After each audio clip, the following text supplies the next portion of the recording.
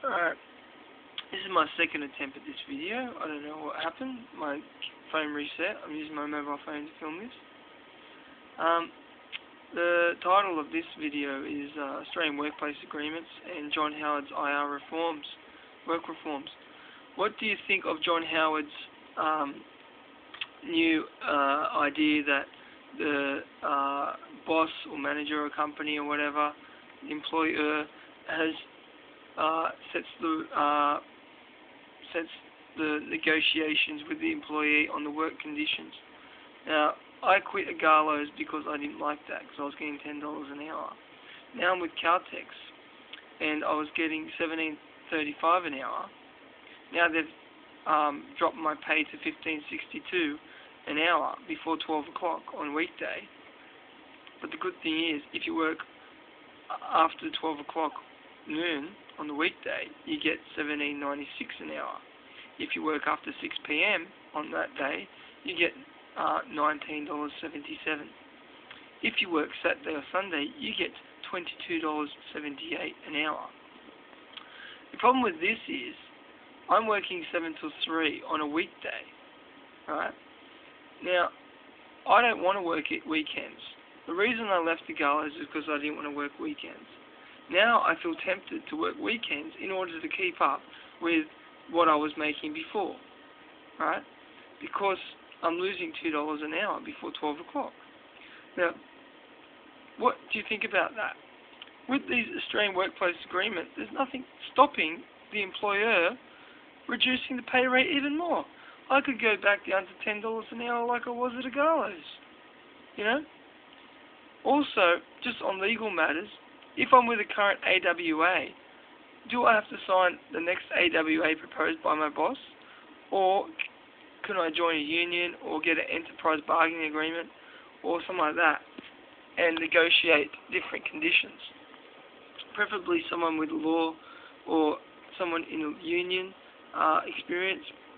Please comment on my videos because I'd like to know the answers to that. I mean, don't get me wrong, Caltex is good. Before, when I was working at Gallows, I didn't get any AWA, I didn't get any EBA, I didn't get any union or anything like that. You know, it was cash in hand and the conditions were crap. At least now I've got an AWA to stand on. But still, what's stopping the company reducing people's pay rates? Now this isn't just affecting me. I'm lucky because I'm single, right? If I was married with kids, right, and I'm getting like $15 an hour, then, you know, I probably have to work weekends to make enough money, right? Now, this is going to destroy Australian families, isn't it? You know, what do you think of John Howard's new ideas about the workplace? And the thing is, if we vote John Howard out and we vote Kevin Rudd in, is he going to do a better job? How do we know he's going to do a better job? You know, saying you're going to fix things and actually fixing them is two different things. And how can we trust a guy who went to strip joints? You know, if he can't even look after his own personal life, how can he look after the nation? You know? The problem with John Howard is, he's all about the dollar. He's all about the economy. He's not about the individual. He doesn't give a crap about the individual. He doesn't care about the person. He just cares about the economy and how we look to America. Look at me, Daddy. Look how good I am, Mr. Bush. You know? That's all he cares about. Look at America's government. Medicare over there is non-existent. You know, healthcare. If you're not in private healthcare, you don't get help. You know the reason why America is so rich is because it only pays people up to 6 months as a dole, and then after that they cuts the pay, and all the rest goes to the government. You know, they can, like, Australia's just trying to be like America, but where's it going to go? I mean, I understand they're reducing the pay rates in Australia, right?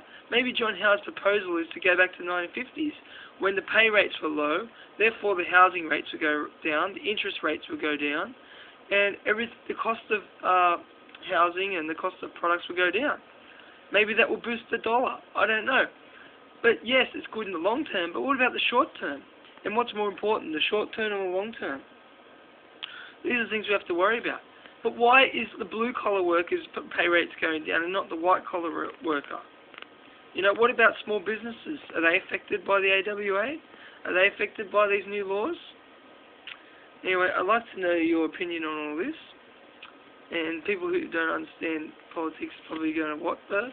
But hey, people who do understand politics, please comment, because this is a very serious thing, and people from outside Australia who don't have a clue what I'm talking about, pretty much the Australian government's now saying that the worker chooses the conditions of the employee, not the government chooses the conditions. In other words, if the worker wants to pay me $5 an hour, there will be no law saying he can't.